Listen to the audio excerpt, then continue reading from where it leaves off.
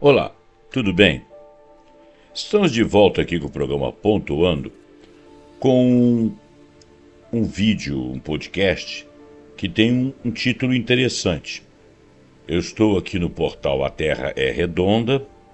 Aqui tem um título que, como eu já usei esse título várias vezes, eu vou evitar usá-lo agora, apenas para não ficar redundante, né?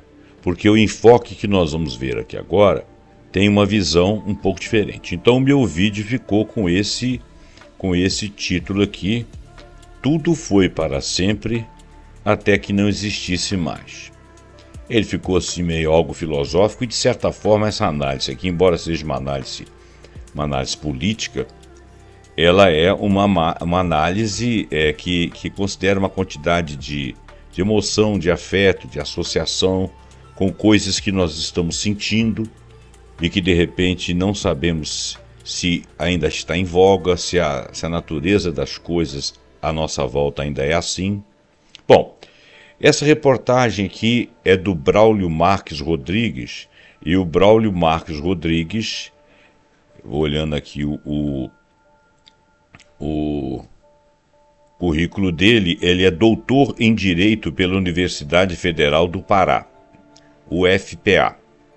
Ele se referiu aqui, ele tem referência aqui em livros como Franco Berardi, Depois do Futuro, de 2019, Sueli Honig, Esferas da Insurreição, Notas para uma Vida Não Cafetinada, que é de 2018, Yanos Varoufakis, que é aquele Tecnofeudalismo, What Killed Capitalism, Nova Jersey, 2024, Alexei Yurchak, que tem o nome Everything Was Forever Until It Was No More, The Last Soviet Generation, que é da Princeton University Press.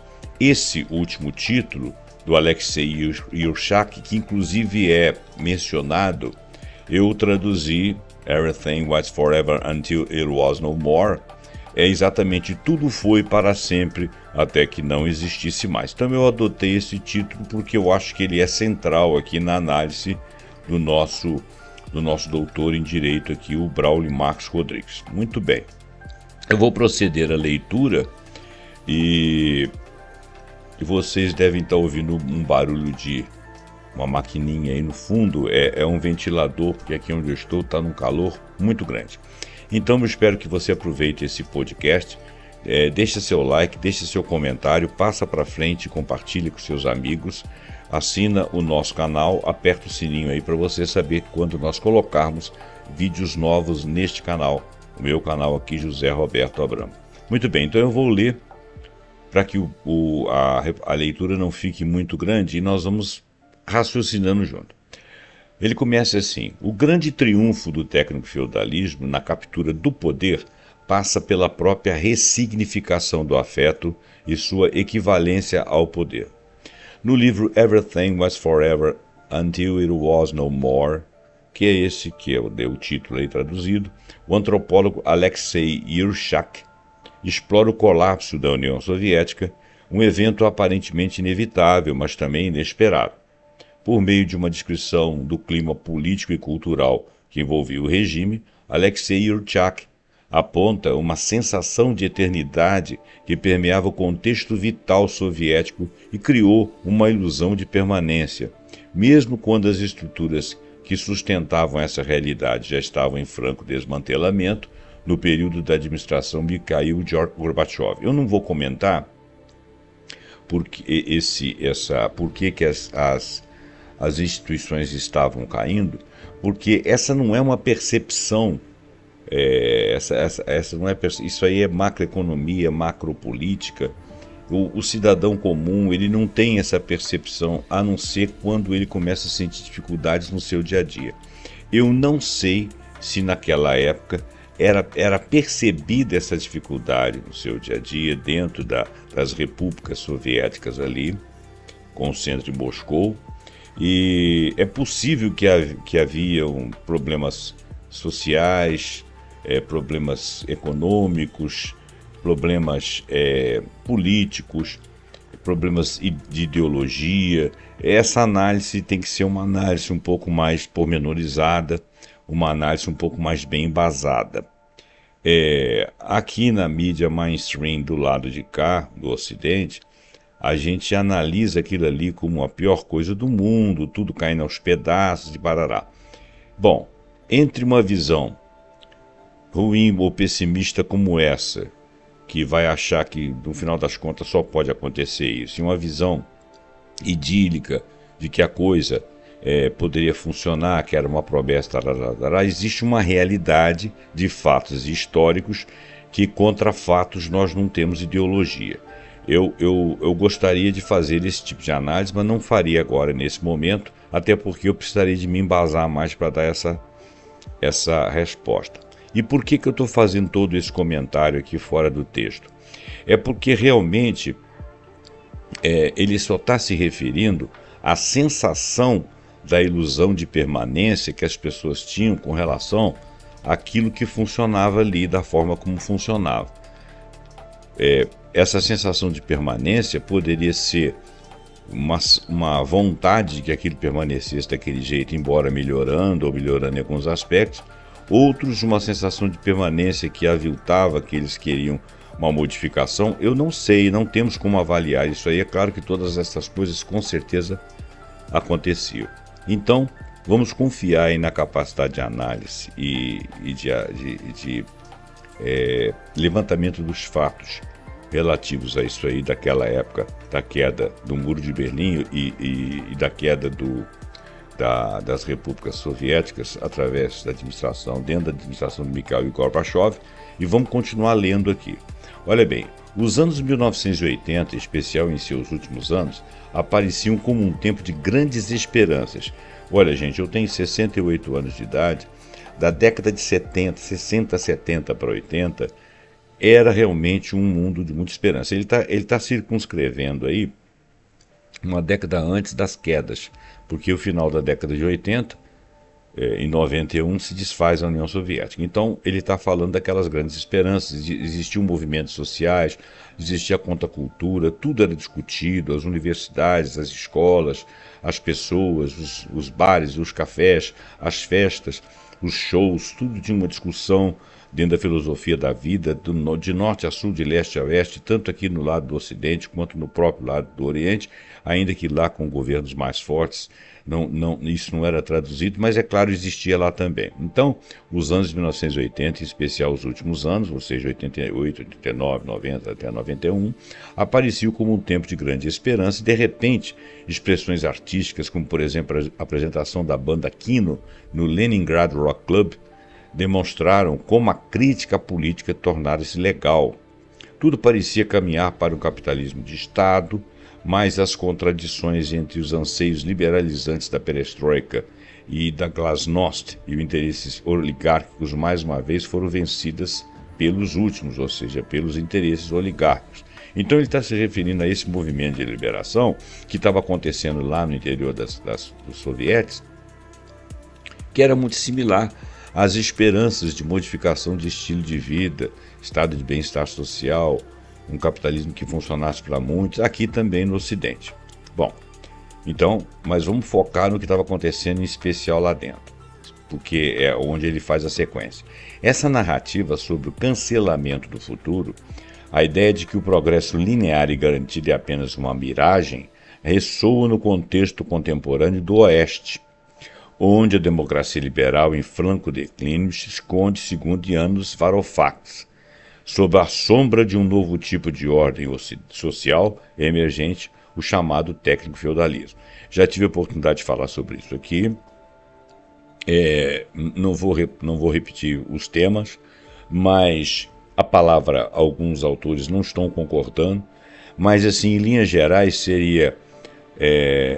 nós estamos trabalhando dentro de redes, de uma rede de internet, da web, com 5 grandes, chamadas Big Techs, empresas que nos provê tudo, e nós estamos no território dela. Isso se assemelha ao feudalismo, onde você tinha um nobre, que ele é que decidia sobre quem tinha direito ao quê, você estava sempre no terreno dele, você poderia ser um agraciado ou um servo que seria jogado no ostracismo e teria que trabalhar para manter a mínima condição de existência.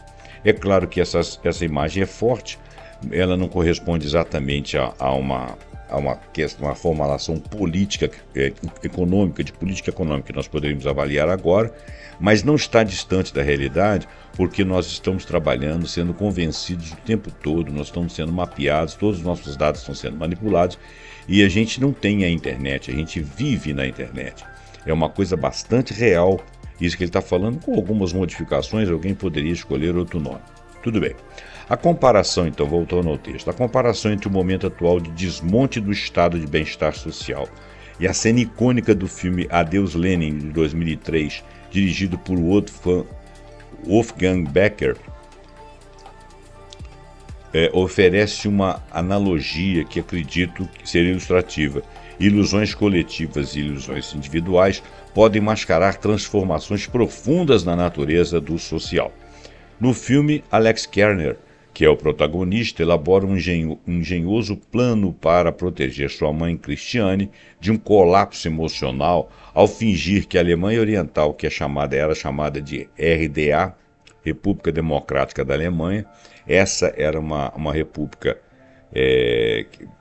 simbolizada ali a divisão da Alemanha, Alemanha Ocidental capitalista ligada ao Ocidente, Alemanha Oriental comunista ou socialista ligada à União Soviética ou satelizando, né, o regime soviético. Então, eles queriam fingir que a Alemanha Oriental ainda existe, mesmo após a queda do Muro de Berlim e a reunificação alemã que aconteceu logo depois. Essa metáfora cinematográfica ressoa a forma como vivemos hoje, em meio ao esfacelamento das promessas modernas de segurança, de igualdade e progresso de um bem-estar social, welfare state, que se chama, né, em linguagem genérica no mundo, reduzido a mero mediador entre interesses de mercado rentista e a produção de riqueza. Então, o nosso Estado, que poderia, que era as promessas modernas, né, mais ou menos daquela época lá, de 60, 70, 80, de que nós teríamos um estado de bem-estar social, que nos traria segurança, igualdade, progresso, né? O welfare state foi reduzido a um mero mediador, um Estado mero mediador entre os interesses de um mercado rentista e a produção da riqueza. No contexto do filme, o ato de ludibriar Christiane, a mãe do protagonista, não é apenas uma questão de amor filial, mas também uma tentativa de preservar um mundo que já não existe mais. Então vocês veem que o título que ficou aí é um título bem interessante. É uma estratégia midiática que Alexei Yurchak descreve como hipernormalização.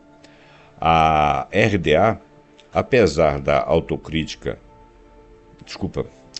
de autocrática e burocratizada, representava para aquele cidadão engajado ou um conjunto de cidadãos engajados um conjunto de valores, solidariedade e proteção social que eram parte de sua identidade pessoal e política. Ninguém aqui está fazendo juízo de valor se o que eles sentiam era uma realidade, mas também o autor que criou a ficção estava se baseando naquele cidadão comum que vivia lá dentro e tinha essa expectativa, talvez por não viajar ao resto do mundo, ou se viajasse e conhecesse, soubesse que a insegurança de lá era a mesma daqui, as esperanças de lá também eram as daqui, e embora os regimes fossem suficientemente diferentes. Quando Alex recria esse universo fictício dentro do apartamento da mãe, ele está, de certa forma, resistindo à inevitabilidade da mudança histórica, tentando entender artificialmente a vida de um sistema que já havia sido substituído por outro completamente diferente. É muito importante esse texto, essa parte do texto que o nosso autor aqui da reportagem, o nosso doutor aqui em Direito disse. Ele está dizendo o seguinte, que a manutenção daquilo ali era a resistência à inevitabilidade histórica da mudança. Ele não está dizendo que a mudança era para melhor. Ele está dizendo que a mudança aconteceu e que ela foi inevitável, Quem foram os autores que protagonizaram a mudança? Nós não estamos discutindo isso aqui. Ela foi para melhor? Talvez não. Mas houve mudança e a gente tem que detectá-la, até para poder se preparar politicamente, para você ter uma forma de resolver isso aí na questão política, porque, afinal de contas, todos somos atores políticos, né? Temos nossos desejos, nossos contextos, as nossas vontades, os nossos interesses. Política é um jogo de interesses, né? O Estado representa cidadãos, nós somos cidadãos, todos têm direito de discutir. Mas você não perceber que houve uma mudança histórica porque alguém patrocinou isso, ou porque um conjunto de fatores levaram a isso, essa resistência é ilusória, né? De maneira semelhante, o fim do estado de bem-estar social nos dias atuais, quer dizer, comparando com eles lá, pode ser visto como uma transição silenciosa e por vezes até inviabilizada, muitas vezes encoberta por narrativas que, usando o aparato político, minimizam ou distorcem a realidade. Mas ele está dizendo que isso está acontecendo. Durante grande parte do século XX, especialmente após a Segunda Guerra Mundial, o estado de bem-estar social foi apresentado como um contrato social duradouro, educação gratuita, saúde pública acessível, previdência robusta, políticas redistributivas eram promessas que garantiam dignidade, mobilidade social para milhões de pessoas, ao menos nos países centrais. Contudo, com o avanço do neoliberalismo, e ele começou a partir de 70, 80, com os governos Reagan e Thatcher, essas garantias parecem se esvanecer. Tudo é líquido e se vaporiza no ar. É um subtítulo. Assim como Cristiane, que se agarra à ideia de uma RDA idealizada, enquanto o mundo ao seu redor muda radicalmente, muitos de nós continuamos a acreditar na permanência dessas conquistas sociais, mesmo quando elas estão sendo corroídas sob nossos olhos. O fenômeno é alimentado por uma combinação de negação coletiva, desinformação e a manutenção de aparências na organização popular. Inclusive, a gente percebe que as pessoas perderam o discurso, né? Havia, há 30, 40 anos atrás, um discurso de melhoria. As pessoas tinham o discurso e discutiam essas coisas, pelo menos em alguns setores. Hoje está muito esvaziado. Governos e elites econômicas frequentemente utilizam de discursos que sugerem que o estado de bem-estar social ainda existe, enquanto implementam cortes orçamentários, privatizações e políticas de austeridade que o tornam cada vez mais inacessível, ou seja, esse bem-estar social. Principalmente privatizações de coisas que são riquezas nacionais, de empresas que foram construídas pela nossa competência, pela nossa capacidade, com o nosso dinheiro, sem endividamento, com a nossa competência, com a nossa excelência, e que são praticamente doadas para os endinheirados estrangeiros. Porque depois que elas foram construídas e se tornaram atraentes e lucrativas, obviamente que é interessante obtê-las, porque você não vai ter que passar pela fase de construção dela, né? Isso está acontecendo, infelizmente. Essa riqueza dessas empresas poderia ser mantido o capital no país, retroalimentando as próprias empresas em novas descobertas. Eu estou dizendo, por exemplo, da Petrobras ou da própria Eletrobras, redescobrindo pesquisas para melhorar o ambiente, as condições climáticas, enfrentamento de condições climáticas, transição energética. E, no entanto, essas coisas vão se perdendo, esse lucro vai sendo transformado em dólares e mandado para os países de origem, aqueles que foram as empresas situadas nesse país, que foram as grandes beneficiárias dessas privatizações. E também as políticas de austeridade que tornam o país mais inacessível. Por exemplo, programas sociais que antes eram universais, agora são apresentados como benefícios condicionais. Quer dizer, deixou de ser uma coisa dentro da lei, uma conquista, mas agora saiu do prelo e eventualmente volta como benefício, e benefício é aquilo que existe hoje, pode ser cortado amanhã, né?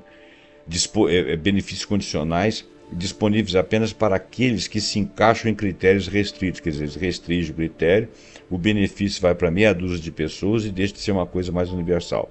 A educação pública, por exemplo, que outrora era vista como um direito fundamental, inclusive dentro da Constituição, enfrenta sucessivos ataques com redução de verbas, precarização de professores e, em alguns casos, até privatizando também escolas públicas. Tem-se a notícia aí de que fecharam não sei quantas escolas no Brasil. Por quê? Essa discussão ainda tem que vir à baila. Bom, da mesma forma, sistemas de saúde pública sofrem com a falta de investimento, levando à deterioração da qualidade de serviços e o aumento das desigualdades ao acesso à saúde pública. Embora nós tenhamos um dos melhores sistemas de saúde pública do mundo, sem verba ele não vai funcionar e ele tem falta de investimento, né? Ele poderia tornar-se algo de excelência. E porque nós temos competência para isso, né? Tudo isso ocorre em um contexto onde os responsáveis pelas mudanças insistem que nada está realmente mudando, exatamente como o Alex, lá da ficção, tenta convencer sua mãe de que a RDA ainda existe. Os protestos dos professores de povos indígenas, ocorridos recentemente no estado do Pará, com a ocupação do prédio da Secretaria do Estado de Educação, a SEDUC, por estudantes e professores, é um exemplo de como a encruzilhada civilizatória afeta ainda mais sensivelmente regiões periféricas, como a Amazônia. A mobilização motivada pela falta de investimento na educação pública, cortes orçamentários e a deterioração das condições de ensino mostra claramente como o técnico-feudalismo opera, enquanto elites políticas e econômicas acumulam recursos e consolidam seu domínio sobre setores estratégicos da economia. Serviços essenciais como educação são sacrificados em prol da chamada responsabilidade fiscal, que ninguém sabe exatamente o que é ou a quem que beneficia, deixando assim populações inteiras sem perspectivas de ascensão social. O futuro é dos trilhardários ou dos trilionários. O subtítulo. O contrato firmado pelo governo do Pará com a Starlink, subsidiária da SpaceX, do indefectível Elon Musk, para fornecer acesso à internet via satélite como solução para a educação, remonta em áreas rurais e desassistidas. Uma remota, né? Educação remota em áreas rurais e desassistidas. É uma contemporização de como o técnico-feudalismo se manifesta na prática, corroborando a análise sobre o fim do estado do bem-estar social. Vou ler de novo, porque é um exemplo interessante, eu li errado. O contrato firmado entre o governo do Pará e a Starlink, subsidiária da SpaceX, do indefectível Elon Musk, para fornecer acesso à internet via satélite como solução para a educação remota em áreas rurais e desassistidas, é uma contemporização de como o tecnofeudalismo se manifesta na prática, corroborando a análise sobre o fim do estado de bem-estar social. Esse caso ilustra não apenas a substituição de políticas públicas universais por soluções tecnológicas privatizadas, mas também a erosão de pilares tradicionais do contrato social moderno, escolas presenciais, professores qualificados e infraestrutura pública, em favor de um modelo que vai priorizar a lógica do mercado e a dependência tecnológica. Então a mudança está sendo profunda. Essas manifestações revelam também algo ainda mais crucial. O técnico-feudalismo não é apenas um rearranjo econômico, mas também uma reconfiguração simbólica das relações de poder. Ele reflete uma lógica feudal, na qual pequenos grupos detêm controle quase absoluto sobre recursos, tecnologia e informação, para não dizer do próprio sentido de verdade, enquanto as maiorias são reduzidas à condição de súditos digitais, dependentes de plataformas e algoritmos que ditam o ritmo de suas vidas. Nesse cenário, o futuro prometido pelas narrativas modernizantes do século passado, o século XX, parece ter sido cancelado, dando lugar a uma realidade fragmentada e absurdamente desigual. A proposta de utilizar a tecnologia da Starlink para oferecer aulas remotas pode parecer inovadora, à primeira vista, especialmente em um estado como o Pará, onde vastas regiões enfrentam sérios desafios de conectividade e acesso à educação. No entanto, ao adotar essa abordagem, o governo está, na verdade, transferindo responsabilidades fundamentais do Estado, que é garantir educação de qualidade para todos, para uma corporação privada global que não tem interesse social, que não vai se balizar exceto no lucro e, portanto, não vai adiantar a vida daquelas pessoas. Palavras minhas. A narrativa de que a tecnologia pode resolver problemas estruturais de exclusão social mascara a ausência de investimentos em infraestrutura educacional básica, como construção de escolas, contratação de professores e formação continuada. Essa estratégia reflete o que o filósofo italiano Franco Berardi chama de solução mágica, que seja a ideia de que a tecnologia pode remediar problemas sociais sem questionar as causas subjacentes dessas desigualdades. Ao promover a educação remota como alternativa às escolas presenciais, o governo do Pará não está abandonando sua obrigação constitucional de oferecer educação pública de qualidade. Ele está também perpetuando uma visão neoliberal que reduz o espaço público a um shopping, mediado por plataformas digitais e algoritmos, em vez de um direito humano fundamental, gerido e tutelado em praça pública pela cidadania. De certa forma, palavras minhas agora, de certa forma ele está transformando alunos, cidadãos, em consumidores de conteúdo. Um Prometeu desencantado para uma vida cafetinada. É um subtítulo. Assim como Alexei Yurchak descreveu o paradoxo soviético de tudo era para sempre até que não era mais, que é o título aqui do nosso podcast, hoje testemunhamos uma versão atualizada desta mesma ambiguidade.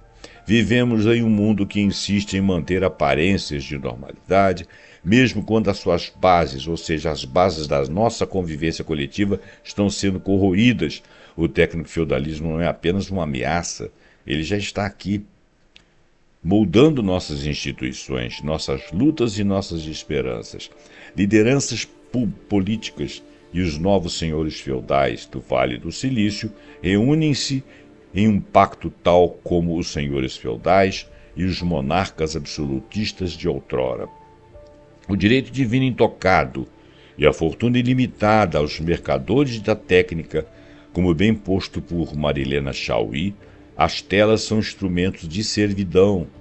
Por meio delas, servimos aos ideais de como devemos ser, viver, trabalhar, amar e morrer. O outro, uma vez da privatização do face a face, foi totalmente inviabilizado. Ele disse o outro mundo.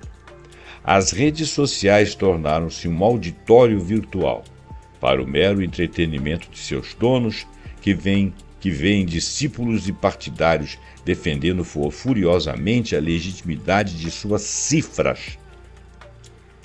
Mais do que isso, vivemos em tempo de erosão do humano e dos afetos. O ser e a identidade humana foram despojados do seu conteúdo sensível, de modo que seu trabalho e principalmente a sua renda determinam quem você é e para que você serve. Pode-se dizer, o grande trunfo do tecnofeudalismo na captura do poder passa pela própria ressignificação do afeto e a sua equivalência ao poder. Enquanto bilionários são idolatrados, políticos vendem secretarias ao grande capital, playboys passeiam de Porsche enquanto cometem crimes, influenciadores usam plataforma para patrocinar golpes em massa e a família tornara-se apenas um contrato para a estabilidade financeira. Em suma, como diz Sueli Holnick, a vida é cafetinada e a terra sofre devastação, poluição, destrói nossas florestas e rios, apagam horizontes, a terra sofre. Resta saber se teremos alguma paisagem e conseguiremos existir até que não sobre mais nada, mais do que dinheiro. Braulio Marques Rodrigues, doutor em Direito pela Universidade Federal do Pará. Gente, muito obrigado. Desculpa meus erros aí de leitura. Desculpa se meu áudio não ficou muito bom, porque eu tive que substituir aqui de última hora o meu microfone. Espero que você tenha gostado desse material. Espero que você possa deixar seu comentário, deixar seu like, compartilhar. É sumamente importante para quem faz um trabalho como o meu, que é fazer leituras e digressões sobre essas leituras, ainda que vocês não concordem com alguma coisa que eu tenha falado, mas é sumamente importante que as pessoas tenham relação com ela para dar visibilidade ao meu trabalho. Quem joga o meu trabalho para frente são os likes, são os comentários, são os compartilhamentos, tá? Muito obrigado. Até o próximo programa pontuando com algum assunto que nós acharmos muito interessante. Até lá.